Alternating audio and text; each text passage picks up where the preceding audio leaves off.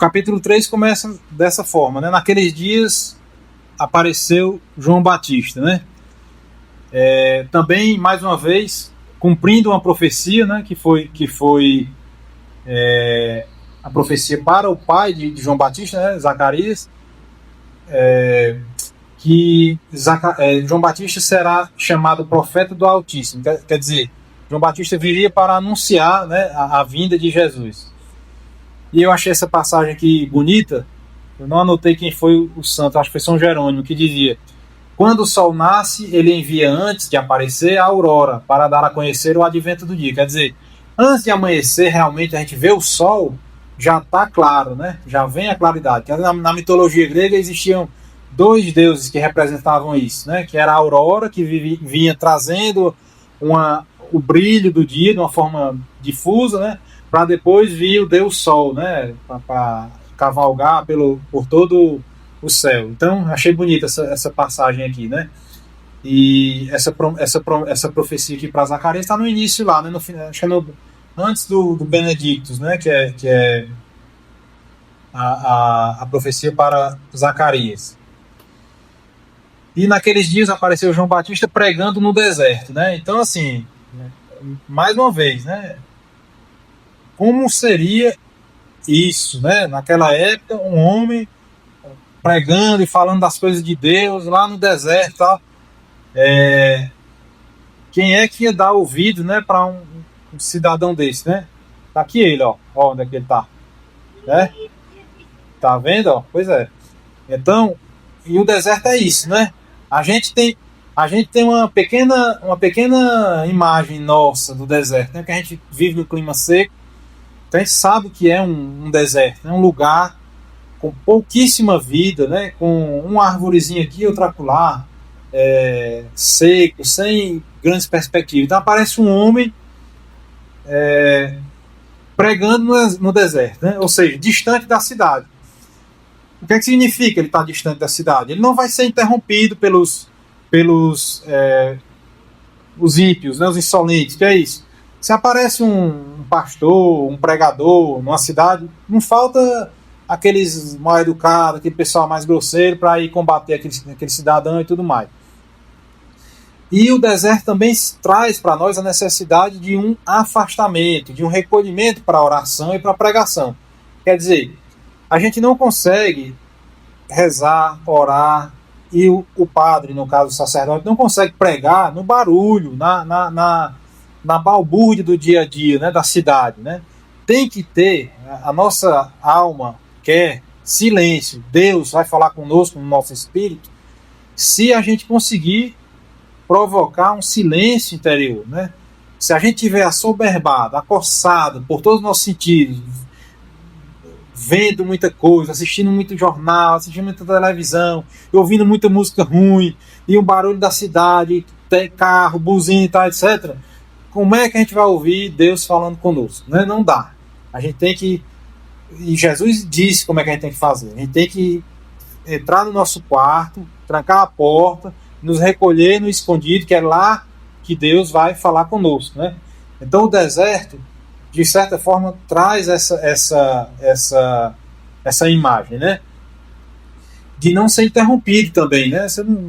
Ninguém vai lá, os bárbaros, os insolentes da cidade também não vão se ocupar em sair lá para o Tapuí, porque eu ouvi falar que não tem um rapaz pregando lá no Tapuí. Ninguém vai sair daqui para ir perturbar o rapaz lá. Então, quando você vai para o seu deserto, você tem uma garantia de recolhimento, de silêncio, de calma e tranquilidade, né? Então, só ia atrás de João Batista quem tinha real interesse e reverência às palavras divinas. Então, começa a aparecer uma história ali. Então, um cidadão pregando e falando coisas divinas, coisas bonitas, coisas edificantes, e alguém vai lá ver. Sempre tem um curioso, né? Alguém vai lá ver, escuta, rapaz, interessante. Vem, conta para mais alguém, e de 10 pessoas para quem ele conta, mais 2 vão lá. E aquilo vai... Se aquilo tem real inspiração do Espírito Santo, como João Batista realmente tinha, aquilo atrai, né? Então, começou a pregar, começou a juntar seguidores no deserto. ele era só um pouquinho mais velho de Jesus. Então ele foi uma criança que escapou da justiça. Sim. Com certeza a mãe dele levou para cortar a perna do José. Talvez. Porque tem até aquela passagem que Nossa Senhora, quando soube, recebeu a anunciação, saiu apressadamente para uma região montanhosa para assistir a sua prima Isabel, que se encontrava na gestação avançada, né, aos 6 meses. Pois é. Então realmente não era naquela região onde teve o massacre dos inocentes, né? Então deve ter uma ligação nesse sentido. Então, assim, é aquela história, né? O deserto simboliza a vida segregada das seduções da carne e do mundo. Ou seja, na cidade a gente tem o bar, tem a pizzaria, tem o clube de festa, tem isso, aquilo, outro. No deserto não tem. Então você sai da cidade fugindo das seduções do mundo e da carne, né? A concupiscência da carne, a concupiscência dos olhos, né? Para poder você acessar essa região mais íntima e mais profunda do seu espírito, que é onde Deus vai falar com você. E no deserto também a vida é austera, é uma vida de penitência. Por isso, você vai ter dificuldade para comer, para beber, para tomar banho, para se vestir. Essas pessoas, bom, não era de carro, né? Aquele pessoal ia a pé. Vamos imaginar que, sei lá, se deslocar 5, 10 quilômetros a pé, procurando João Batista, não dava para estar vindo todo dia dormir em casa, né? Aquele negócio, não, vou almoçar e volto. Não era assim, né? Então era uma vida realmente. Quem seguia a João Batista seguia numa situação de dificuldade, de penitência real, né? Então, aquilo que João Batista falava realmente devia ter muito valor, né? Devia ter muito valor para segurar essas pessoas e aumentar a quantidade de seguidores que ele tinha, né? E o deserto pode significar para a gente uma alma com pouca vida, né? Bom, qual é a vida que a nossa alma recebe? A nossa alma recebe a vida, que é a graça santificante, no nosso batismo. Só que a gente recebe em semente, isso aí. A gente não é santo no momento do batismo, né? Até que porque ele está sem pecado. Mas a gente tem que desenvolver essa graça santificante durante a nossa vida, frequentando os sacramentos, nos confessando quando pecarmos, na nossa vida de oração, nas nossas obras de caridade, aceitando as sugestões dos dons do Espírito Santo e assim por diante. Então, nós de uma forma geral, nossa alma, a não ser que, como o Padre Marcos disse, né, tenha santos por aí, mas a média é que a gente seja almas em determinado ponto desérticas, né, com pouca vida, sedentas por água, sedentas por encontrar um oásis de verdade espiritual que possa nos dizer, a gente encontrar naquele lugar da nossa alma que é desértico, a gente encontrar um oásis com água, com palmeiras, com coco, com um refrigério para a nossa vida espiritual, entende? Então é isso que a gente deve fazer com cada figura dessa que aparece no Evangelho. Pegar uma figura material e tentar ver o que é o deserto na minha vida, o que é o deserto na minha realidade hoje, o que é o deserto. Nós somos, como o Padre Marcos disse também um dia desse, nós somos minoria muito minoritária, né? Nós que estamos aqui numa noite, sentados para conversar sobre isso, não sei se tem 60 pessoas aqui, né? Então nós somos poucos. Então nós estamos no meio de um deserto, né? Então que beleza se nós pudéssemos ser um cactozinho daquele, né? Um pontozinho de vida nesse deserto. Por quê? Porque a gente vai irradiando, o que é bom vai irradiando. Então cada um de nós pode gerar um pouco de vida espiritual nos nossos parentes, no nosso trabalho. Então uma vida transformada, uma vida virtuosa, a gente planta essas sementes também para os outros, certo? E essa vida espiritual a gente tem que alimentá-la com a frequência dos sacramentos e a vida de oração e de obras.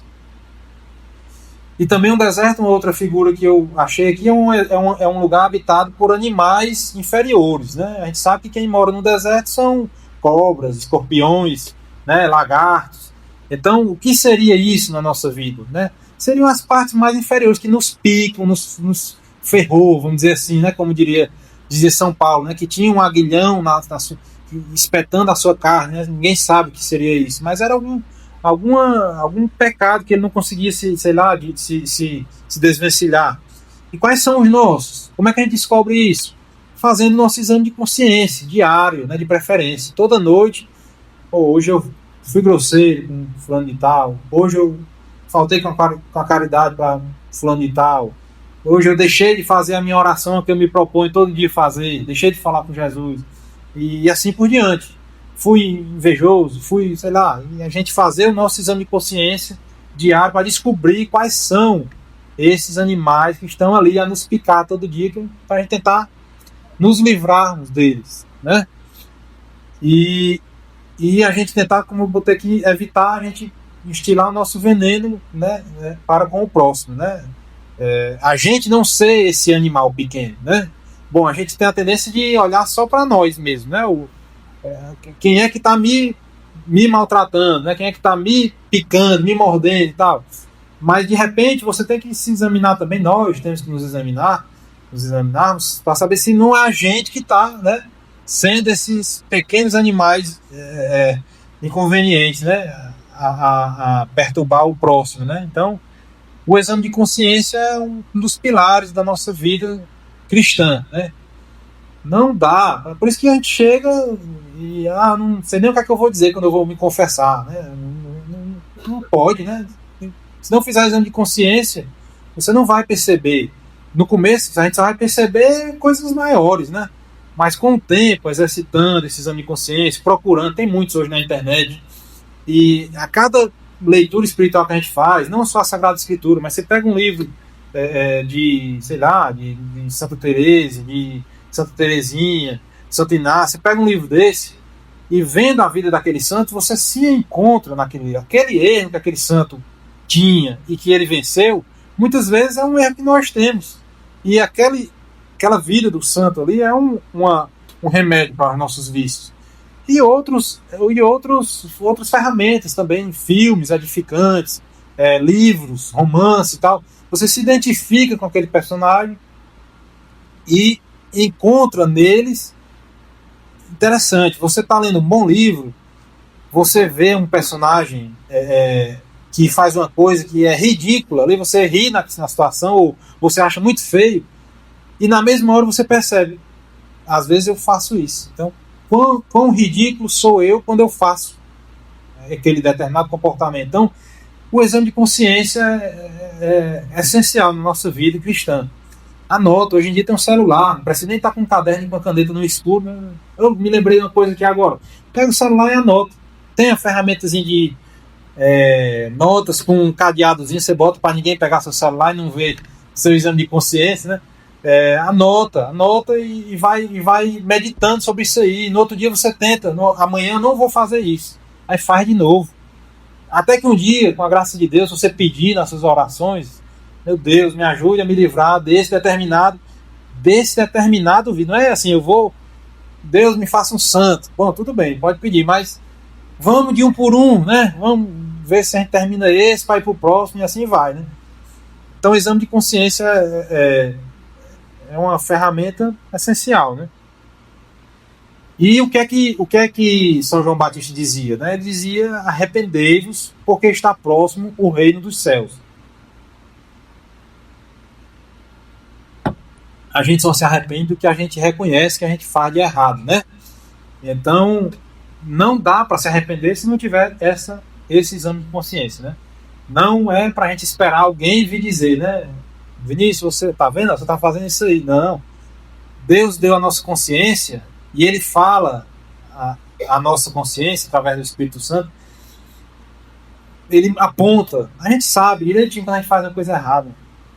Isso aí você fez agora, não está certo. Você para examinar depois, você vai descobrir a raiz daquilo ali.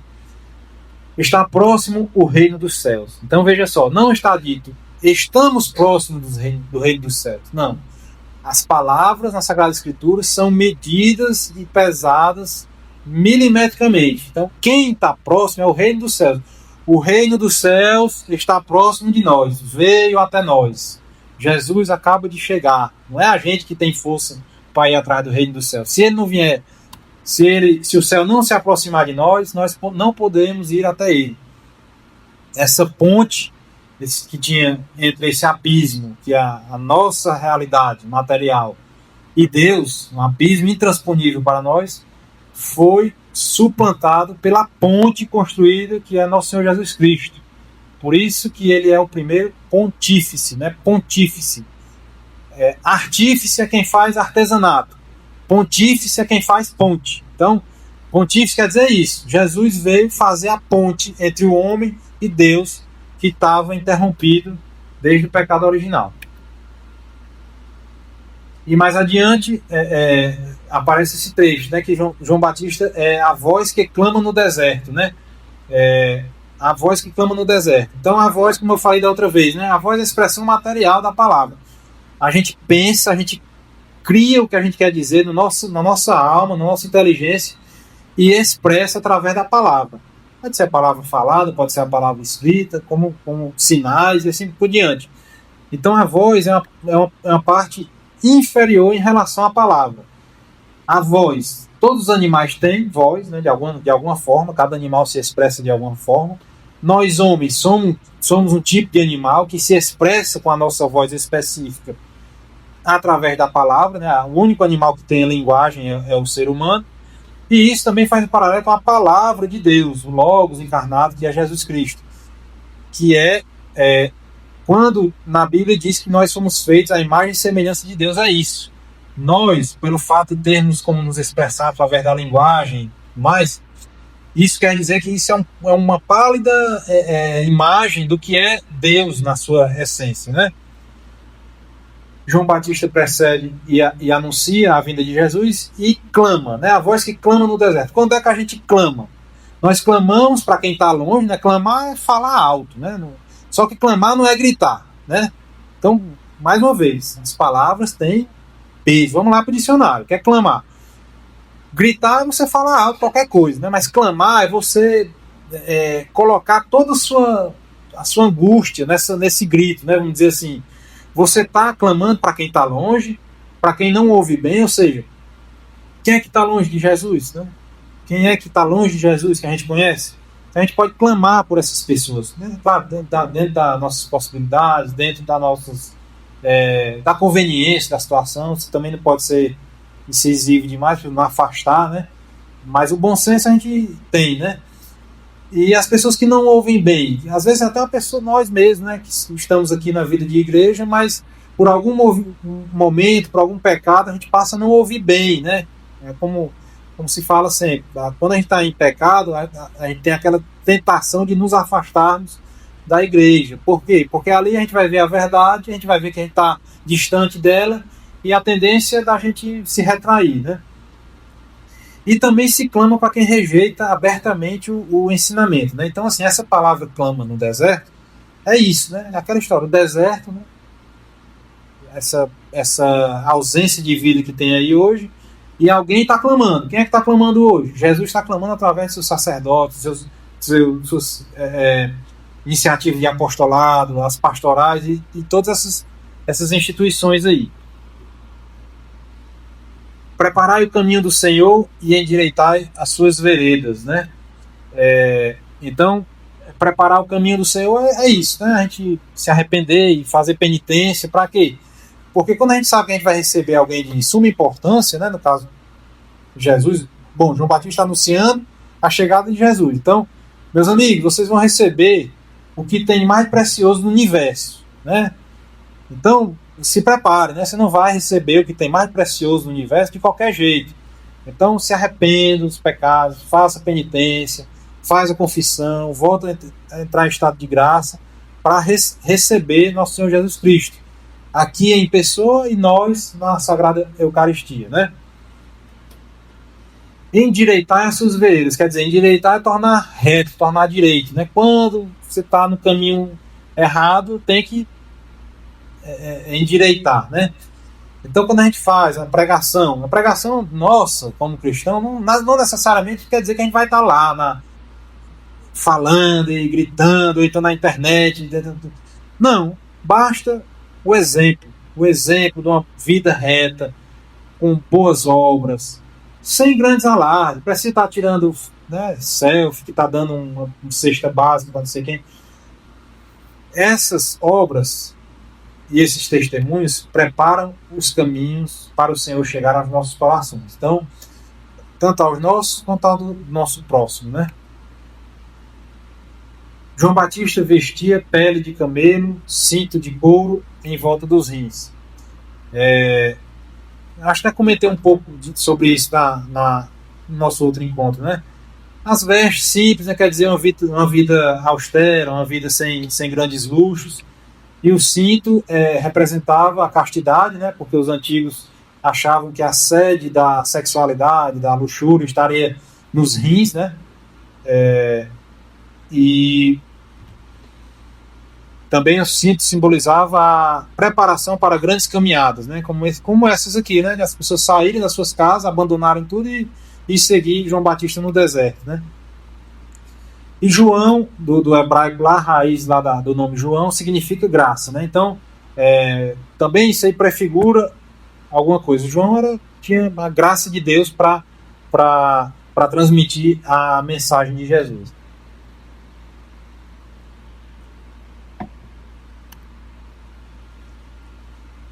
E todos eram batizados confessando seus pecados. A gente vê que o foco desse início desse capítulo é realmente a penitência, né? A importância que se dava à penitência, né? O batismo de João era um batismo prefigurativo, né? Era basicamente um símbolo do batismo que seria instituído por Jesus no futuro. Bom, imagine só, Jesus chegar com um negócio novo, né? Vamos batizar agora, pessoal. Então, assim, seria vamos dizer, um choque para a nossa... A gente tem que perceber também outra coisa, que a nossa inteligência, a nossa constituição humana é falha, né? Desde o pecado original. Então, a gente precisa de coisas que nos façam entender, coisas materiais, né? Inclusive, essa é uma das raízes dos sacramentos instituídos por Nosso Senhor. Nosso Senhor nos dá o sacramento da Eucaristia, por quê? Porque nós somos pobres coitados, que não entendemos o que ele quer dizer. Ele não podia chegar só em espírito, a gente achar um negócio. Então com a sua extrema misericórdia, ele se fez pão, né? A gente pega e a gente come. Então a gente supre a nossa debilidade de inteligência com uma coisa material que ele nos deu, né? E assim o batismo também. O batismo tem a sua importância espiritual, da limpeza, da purificação que a água traz, mas se for só uma coisa, por exemplo, uma imposição de mãos ou uma palavra dita, seria insuficiente para a nossa inteligência débil, né? E a confissão, né? A confissão é precedida pela acusação da consciência, né? Como a gente conversou há pouco tempo. E outro termo interessante é o temor de Deus, né? Que é um dos dons do Espírito Santo. A gente tende a interpretar essa palavra temor apenas como medo, né? Mas assim, o temor não deve ser interpretado somente com essa acepção. Bom, a gente tem medo de ir para o inferno. Pô, isso já é uma justificativa muito boa da gente tentar se emendar, né? Mas existe um temor mais superior, sublime, que é o quê? É o medo de desapontar aquele que nos é superior, o nosso Pai, né? O nosso Deus Pai. Então, se a gente tem o maior cuidado para não desapontar o nosso Pai, porque a gente tem medo, a gente teme, não é a pisa que a gente vai levar. Se a gente fizer um erro, o Pai da gente vai dar uma pisa na gente. Isso aí dói e passa na hora. Dói muito mais a gente saber que nosso Pai está triste conosco, desapontado, e aquela mágoa vai ficar, às vezes, para o resto da vida. Então, o que teoricamente deveria nos guiar dentro do temor de Deus era isso. Não só o temor de ser jogado no inferno, mas o medo de desapontá-lo, né? de desagradá-lo. E eles eram batizados no Rio Jordão, e Jordão, a palavra Jordão, que eu encontrei aqui, que significa descida, né? Então, você descer da soberba para a humildade, né? A soberba é você achar que você pode tudo, você consegue tudo por suas próprias forças, e a gente tem que nos rebaixar, descer com esse batismo, a humildade, fazer a nossa confissão e seguirmos mansamente nosso Senhor Jesus Cristo, né? E o Rio Jordão também tem essa citação no Antigo Testamento, né? Que ele abriu-se também como o Mar Vermelho, né? No momento em que... Isso é uma citação do livro de Josué.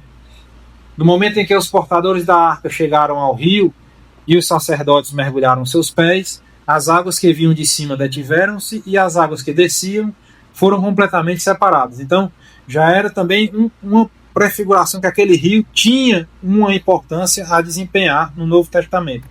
E foi no mesmo rio que o sírio Naamã foi curado da lepra, também a citação do 2º capítulo de Reis. Naamã desceu ao Jordão e banhou-se ali 7 vezes, como lhe ordenara o homem de Deus, e sua carne tornara-se tenra como a de uma criança. Então é isso, né? O batismo limpa nossos pecados e torna nossa carne, nossa pele tenra como a de uma criança, né? Ou seja, volta à estaca zero, né? E começa a polêmica, né? A primeira aparição dos fariseus e dos saduceus, né? Que eram... Bom, os judeus se acabaram em uns anos e séculos se passando e dissensões internas, eles foram se separando em seitas, né? Uma das seitas, que é a mais citada nos evangelhos, são os fariseus. Que fariseu significa separado, assim como santo. Santo significa separado, né? No nosso vocabulário atual. E os fariseus achavam-se superiores porque eles observavam estritamente aquelas leis minuciosas que eles retiravam dos livros da lei, né? Coisas exteriores, né? Como fazer tal coisa, como rezar, como pegar em tal coisa, como lavar as mãos, e assim eram acho, 613 regras de vida. Imagina a gente...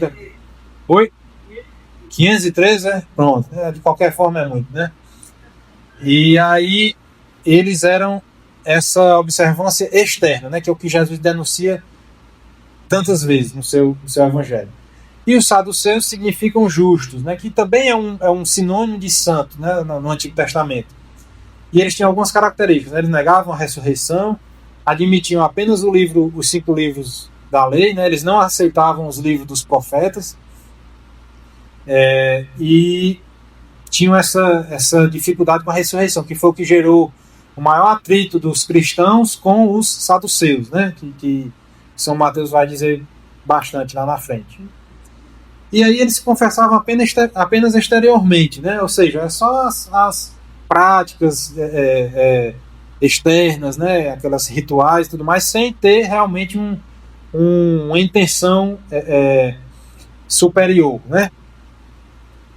E aí São João Batista continua dizendo, né, que o machado está posto ao pé da árvore, né, e toda árvore que não produzir fruto será cortada e lançada ao fogo.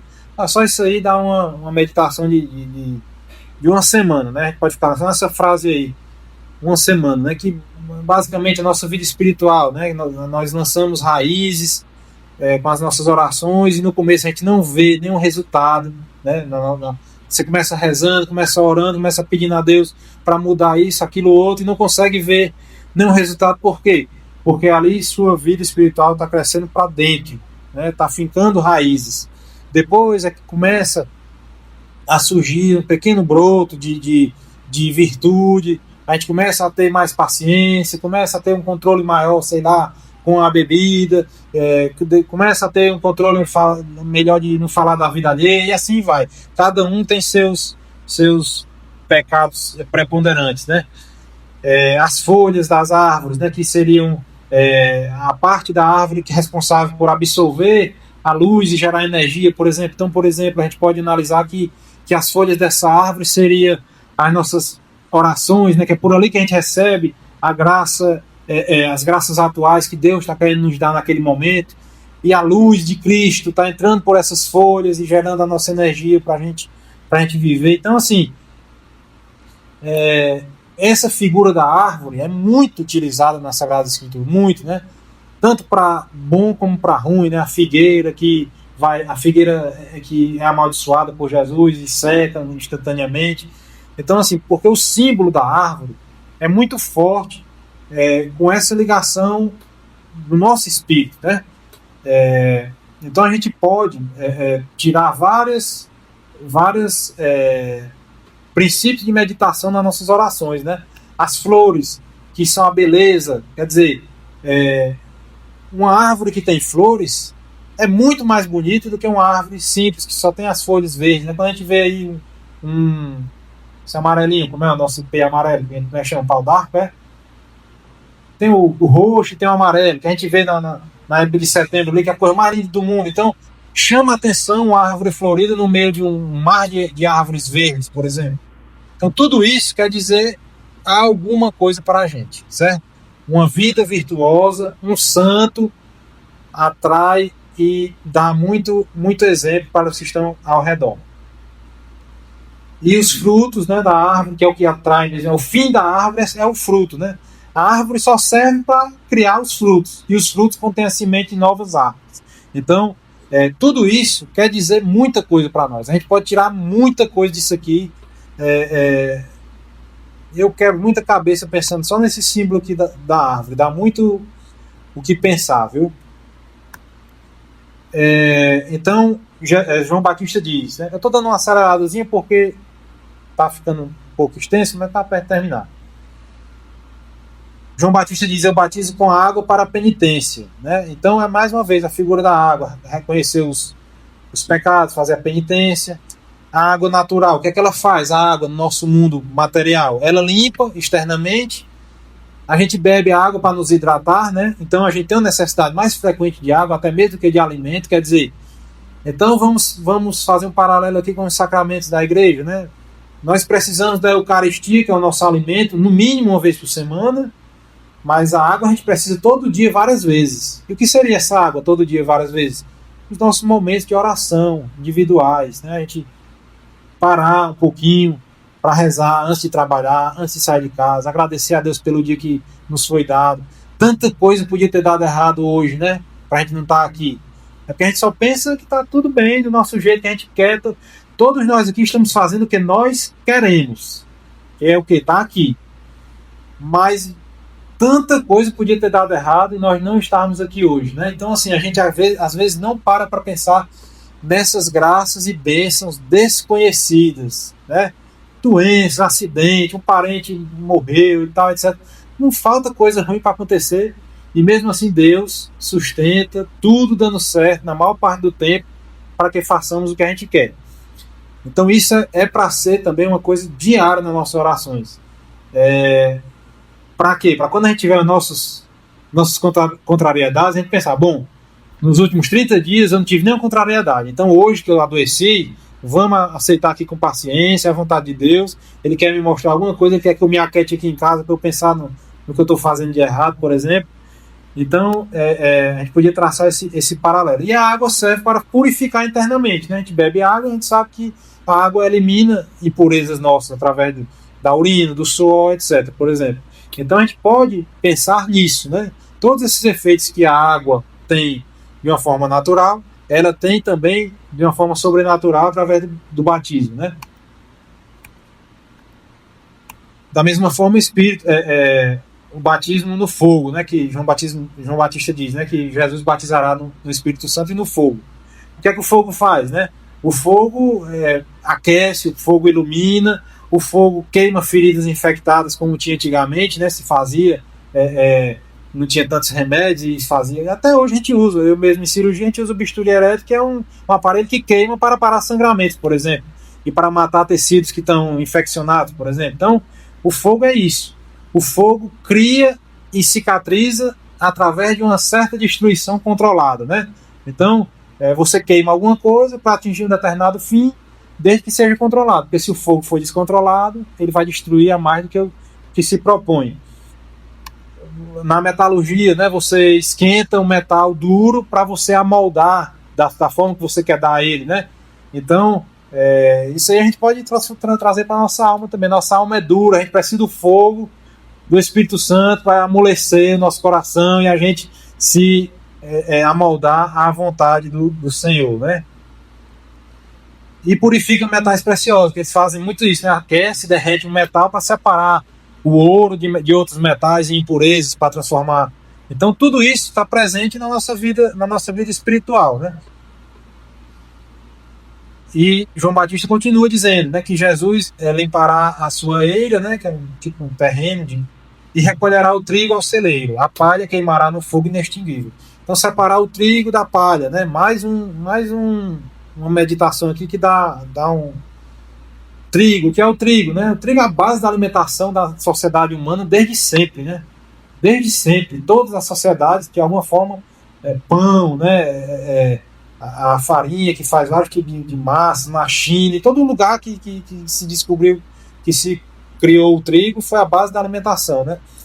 E a palha não tem substância, né? E nem para queimar serve, né? Porque queima ali e em um segundo se acabou. Então, isso aí também dá para a gente fazer um paralelo importante para a nossa vida espiritual. Que a gente seja trigo, né? Que a gente tenha substância, que a gente seja alimento espiritual para os nossos parentes, nossos vizinhos, nossos colegas de trabalho, e não sejamos palha que levamos os nossos vizinhos, nossos colegas para serem queimados no fogo eterno, né?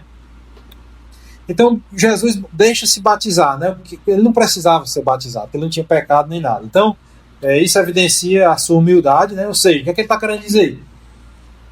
Mais uma vez, a leitura moral. Jesus deixa se batizar para mostrar que ele é humilde, para a gente entender que a gente deve ser humilde também, né? Não devemos achar que a gente está acima de nada, né?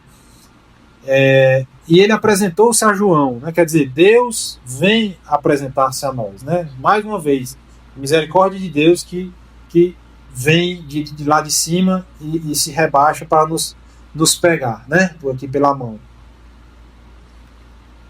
Ao se batizar, Jesus santifica as águas. A partir daquele momento, o batismo não passa mais a ser um batismo só de penitência, né? Mas infunde realmente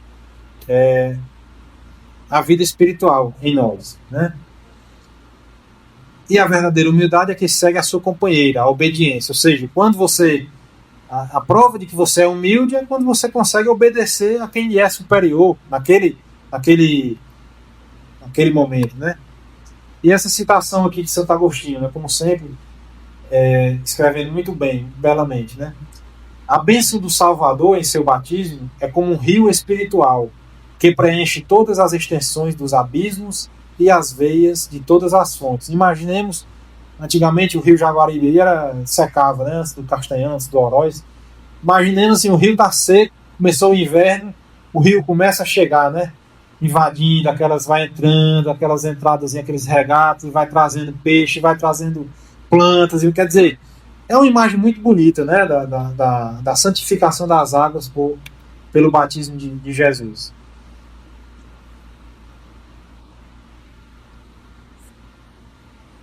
Eu vou botar no grupo, viu, Tia? Eu vou botar bem bonitinho, desse jeito aqui. E aí os céus se abriram e viu descer sobre ele em forma de pomba o Espírito de Deus. Quer dizer, a primeira teofania, né, que a gente chama, que é a apresentação da Trindade, né? Isso quer dizer o quê? A graça imediata do batismo, ou seja, logo que Jesus se levantou das águas. Ele não disse assim, depois que Jesus se levantou das águas, depois, quando? Meia hora depois? Uma hora depois? Não. Logo quando ele se levantou das águas. Então, a graça do batismo é imediata, né? Na hora que o padre ele batiza a gente acaba de receber o Espírito Santo, né? A abertura dos céus também é uma citação prefigurada em Ezequiel, logo no primeiro capítulo, que diz assim: abriram-se os céus e contemplei visões divinas. Quer dizer, a abertura dos céus é isso, né? É passar a gente passar a ter uma visão de outra dimensão, a dimensão espiritual, né? E é a primeira revelação da Santíssima Trindade, né? Porque o Espírito Santo desce em forma de pombo, Jesus acaba de ser batizado e vem a voz de Deus Pai, né? E naquele momento também, essa abertura dos céus quer dizer que o reino dos céus torna-se novamente aberto a nós. A gente lembra que no Gênesis, quando Adão pecou e foi expulso do paraíso, um anjo foi lá, né?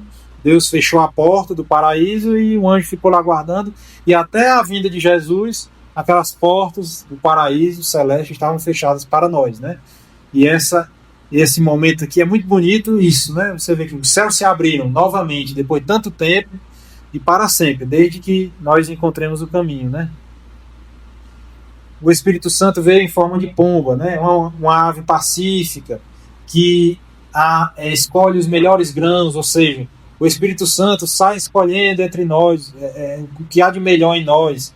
É uma ave que não é violenta, não mata outras aves, ela é uma ave pacífica, não fere, não tem veneno. Então, assim, tudo isso são instrumentos que a gente pode rezar e parar para pensar nisso aí. O que é que o Espírito Santo é um mistério talvez mais difícil para a gente entender, né? A gente tenta entender e tal, mas então Deus foi muito bom, né? Mandou em forma de pomba, tá aí. Olha o que é uma pomba, o Espírito Santo é dessa forma que ele age na vida de vocês. A semelhança do sacramento, o Espírito Santo surge por forma sensível, suprindo a debilidade da nossa inteligência. Como eu acabei de falar, né? E do céu uma voz diz, né? Eis o meu filho muito amado, em quem ponho toda a minha afeição, toda a minha alegria, toda a minha complacência, depende da tradução, né? Que é como ele dissesse, né? Tá aí, o meu filho é a minha melhor obra, né? Eu botei todo tudo de melhor que eu tinha, eu coloquei nesse meu filho que eu mandei para vocês. E outra citação bonita que eu achei de Santo Hilário foi essa, né? Que após o banho nas águas, o Espírito Santo, vindo das portas celestes, voa sobre nós. Somos cobertos por uma unção de glória celeste e pela adoção da voz do Pai, somos feitos filhos de Deus, né? Então, você vê capítulos tão pequenos, mas que dão margem para a gente pensar tanta coisa, e isso aqui pode alimentar muito a nossas orações diárias. Você pega um versículo desse, hoje eu vou pensar sobre essa imagem da árvore, por exemplo, né? Então você vai pensar o que é uma árvore. A gente conhece vários tipos de árvores, então você compara umas com as outras e vai vendo que a minha situação espiritual hoje é o quê? É uma árvore grande, uma árvore pequena, e assim você vai. E é isso que é a meditação cristã, né? É você rezar internamente, silenciosamente, tentando tirar, e naquele momento ali, se você estiver disposto, se colocado na presença de Deus, pedir a graça do Espírito Santo, vão aparecer verdades para cada um de nós a cada momento, em momentos diferentes, verdades diferentes, que vão ser edificantes para todos.